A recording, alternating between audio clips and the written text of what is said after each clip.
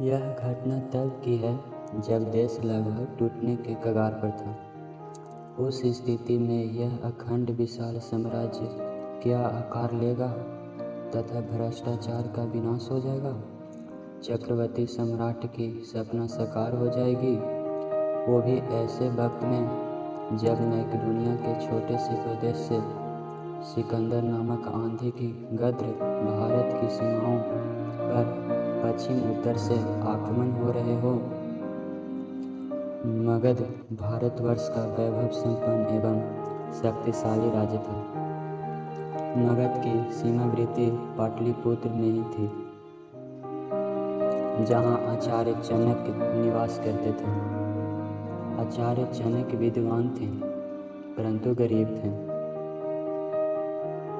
यह बात ईसा से पूर्व 300 वर्ष की है, जब आचार्य चाणक्य के घर में एक बालक ने जन्म लिया, जिसने अपने ज्ञान, राजनीति, साम, दान, दंड एवं भेद से संपूर्ण भारतवर्ष को एकजुट कर दिया था। वह बालक का नाम विष्णुगुप्त रखा गया। उनका रंग काला था। वह बालक जन्म के समय बहुत विचित्र सा लगता था। विचित्र वह इसलिए था कि उनके मुंह के 2 दांत निकले हुए थे। वह बालक धीरे धीरे बड़ा होने लगा। उस समय मगध के सिंहासन पर नंद वंश के शासक धनानंद था। धनानंद एक विलासी राजा था। वह दिन रात शराब सुंदरी में इतना डूब चुका था कि उसे राज्य कार्यों को देखने की फुर्सत भी नहीं थी। जो भी आवाज़ उठाता उसे कुचल दिया जाता। चाणक्य को भी जनहित के लिए उठाई गई आवाज़ की सजा मौत की घाट उतार दी गई। चाणक्य पुत्र विष्णुगुप्त किसी तरह जिंदा बच गए। उस समय उन्होंने नंद वंश को समूल नाश का प्रण लिया और मगध छोड़कर तक्षशिला चले गए। तक्षशिला उस समय विश्व का सबसे बड़ा विद्यालय था, जहाँ दूर दूर से लोग धर्म, दर्शन और अध्यात्म की ही नहीं, राजनीति तथा अर्थशास्त्र जैसे विषयों की शिक्षा लेने के लिए भी विदेशों से विद्यार्थी भारत भूमि तक्षशिला आया करते थे।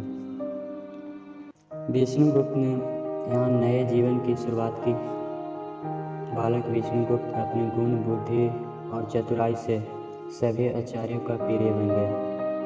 वे जल्द ही राजनीति, अर्थशास्त्र और चिकित्सा, शैल चिकित्सा, दर्शन शास्त्र, व्याकरण, खगोल शास्त्र, योग विद्या, मनोविज्ञान आदि विषयों में निपुण हो गए। विष्णुगुप्त की शिक्षा तक्षशिला में पूर्ण हुई और तक्षशिला में ही राजनीतिक विज्ञान का आचार्य का पद स्वीकार कर लिया। उनकी प्रशंसा धीरे धीरे पूरे भारतवर्ष में फैल गई और अब विष्णुगुप्त आचार्य चाणक्य आदि नामों से विख्यात होने लगे। एक दिन जब राजसभा में समूचे भारतवर्ष की स्थिति का विवेचन करते हुए चाणक्य ने मगध राज्य धनानंद को उनका कर्तव्यों का बोध कराया, तो वह क्रोधित हो उठा।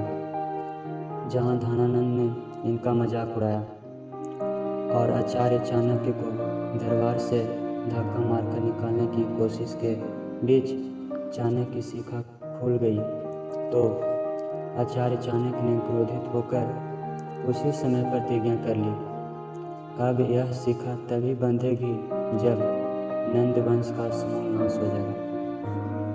चाणक्य ने अपने लक्ष्य को पूरा करने के लिए चंद्रगुप्त को चुना। चंद्रगुप्त को हर प्रकार से छिपी बुराइयां तराशा और शिक्षित किया एवं अपनी राजनीतिक और कूटनीति से नंद वंश का समूल विनाश कर चंद्रगुप्त को सम्राट के सिंहासन पर बैठाया। आचार्य चाणक्य के अनुभव से चंद्रगुप्त ने सिकंदर के सेनापति सेल्कस के उसी के राज में जाकर हराया और भारत की सीमा को सुरक्षित किया। संपूर्ण आर्यभट्ट को जीतकर अखंड भारत का निर्माण किया। भारत की गरिमा विश्व के सामने फिर से निखर कर सामने आई और चाणक्य ने अर्थशास्त्र पर एक महत्वपूर्ण ग्रंथ लिखा।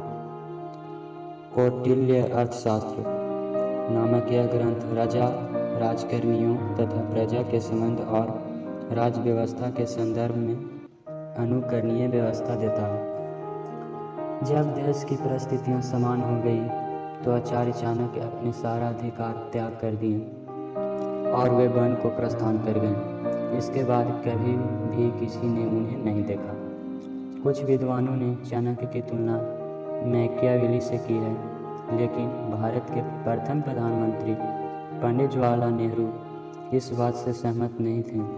उनका कहना है कि चाणक्य एक महान अर्थशास्त्री, राजनीतिज्ञ एवं कूटनीतिज्ञ होते हुए भी महात्मा थे। दोस्तों, आचार्य चाणक्य का उनके जीवन परिचय से जुड़ा यह वीडियो आपको कैसा लगा? लाइक एंड कमेंट कृपया ज़रूर करें। वीडियो देखने के लिए आपका धन्यवाद।